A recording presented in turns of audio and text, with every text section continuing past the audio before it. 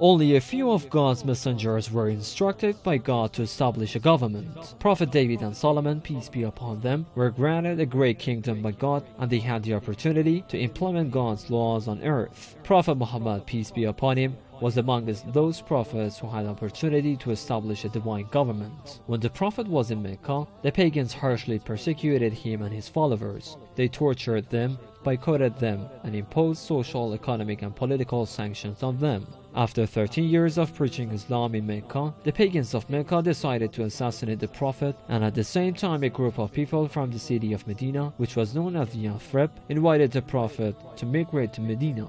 They promised him full support. Consequently, God instructed the prophet to migrate to Medina. For the first time, the prophet had the freedom to build a Muslim community in Medina and subsequently establish an Islamic government. This first Islamic government was based on the rejection of these differences. Instead, it was based on full equality, diversity, and the full participation of all citizens. Prophet Muhammad declared all believers as one nation. He recognized religious minorities, and he gave all citizens their due rights.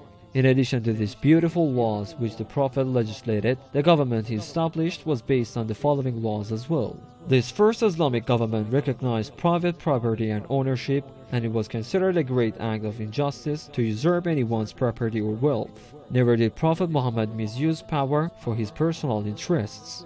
For him, Islam and Muslims were always the priority. There are some who claim Prophet Muhammad was not a peaceful prophet like Prophet Jesus, who had never went to a war and never engaged in a battle. First, all of the wars Prophet Muhammad participated in were defensive wars, which were waged on him, and it was his obligation to defend Islam and the Muslim community. Second, Prophet Jesus was not a head of state, and the conditions were not right for him to establish a state.